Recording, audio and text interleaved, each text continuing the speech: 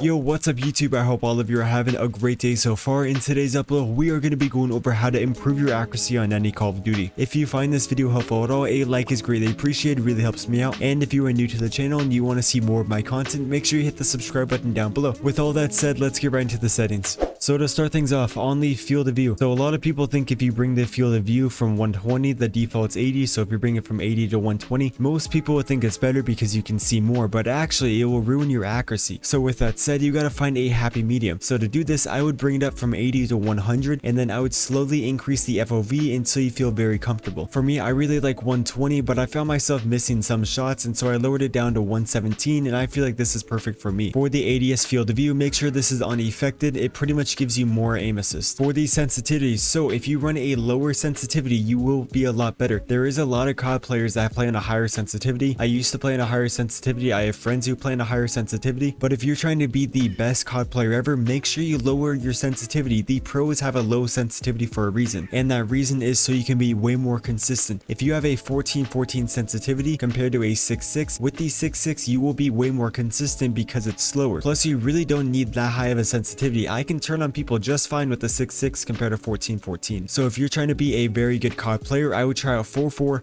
5-5, 6-6, 7-7, and 8-8. Maybe 9 or 10, but if you want to be a very consistent and good player, make sure you play on one of the lower sensitivities. Plus, you're going to want to lower your ADS sense. So while you're ADS, you typically want a slower sense, so while you're ADS, you can be a little bit more accurate. So for me, I like 0.9, but if I were you, I would find one that you like. For the aim response curve type, typically a very good player will play on dynamic. I don't really know the science behind these. I just went over which one felt the best. So for me, dynamic felt really good. I know some good players who play on linear. So if I were you, I would go through all these and find one that you like the most, but you know, most good players like dynamic. Controller vibration, you want to have this off because it makes sense. Less things vibrating in your hand makes it so you can have a steadier shot. So I think that's everything about like the aim. Oh, the weapon fire threshold, this doesn't matter, but make sure this is off. This just makes it so there's like a delay when you pull the trigger. But so I think I covered all the aim things. If you have any question about any setting, make sure you let me know. Oh, the dead zone. So for the dead zone, this is correlated to your stick drift. So if you're not touching your controller and your aim starts to drift, that means you got stick drift. Typically it's only on your right stick, and so pretty much you want to lower the dead zone down to 0 for the right stick min input dead zone. Lower that to 0,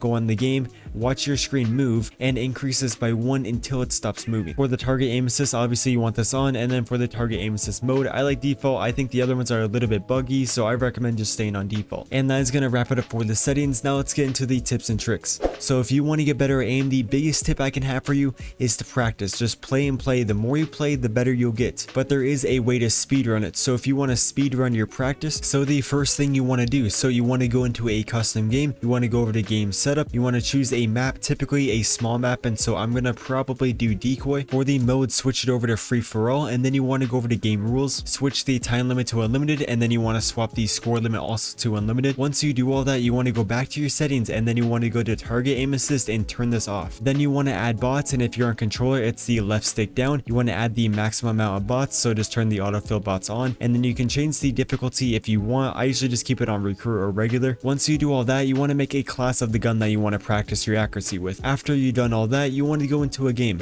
So now that you're in a game, you just want to go shoot some bots, and because you don't have any accuracy, it's going to be all of your skill, and so pretty much you're just going to be able to speed run your practice. Right there, it's really hard to hit the enemy, so I need some practice, so I'm going to keep on playing this. I'm going to get about 100 to 500 kills every single day, which is going to speed run my practice because I'm just going to get into more engagements more often. And so this is the thing that's going to increase your accuracy the most. You just want to play against bots with no aim assist, get at least 100 kills a day. The more kills, obviously you'll get better, and so if you want to be the best COD player ever, get 1,000, get 2,000 kills a day in here with no aim assist. And then you want to turn on aim assist, get about 10 to 20 kills, and then you go into a game, and you should notice that your accuracy is way better because you're not going to really rely on the aim assist too much. And so I've never done this in this game yet. I've always had aim assist, so now I'm feeling my aim without aim assist, and it shows I need some practice. And so I'm actually going to do this for a while, and then I'm going to notice that my accuracy is going to get way better. What you can also do is increase the health of the bots. So if I'm going to go play Warzone, the health value in Warzone I believe is 250. So So I'm going to increase the value from 100 to 250, and then I'm going to be ready for Warzone because I'm going to be used to putting more shots on the enemy without aim assist. And so if you're a Warzone player or just in general you want to practice your tracking,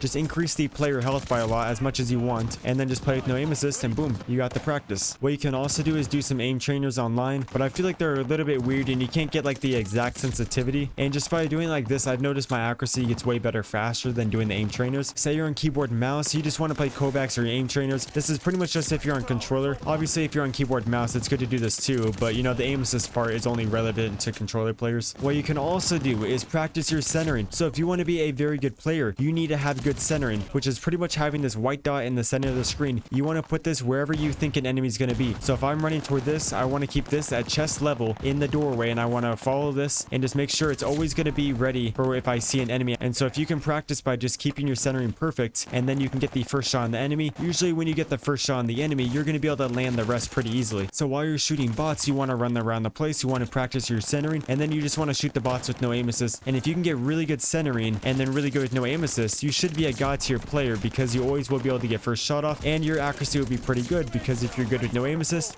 you're probably pretty good with aim assist. Plus, if you have a very high sensitivity like 1515, you will see how bad your aim is without the aim assist. Say you can do good with your 1414 and you find yourself never doing bad, might as well just stay in 1414. This is just for the general player base, including myself. You just typically want to do a slower sensitivity so your centering's better, your tracking's better, and just overall your aim is better. With all that said, I think that is gonna wrap it up for this video. I hope you guys did enjoy. Hope you guys found it helpful. If you guys have any questions, make sure you leave a comment. I read every comment. If you find this video helpful at all, make sure you hit that like button, really helps me out. And if you are new to the channel and you want to see more content just like this and the best class setups, make sure you hit the subscribe button down below. But without further ado, hope you guys all have a great rest of your day, and I'll hopefully see you in my next video.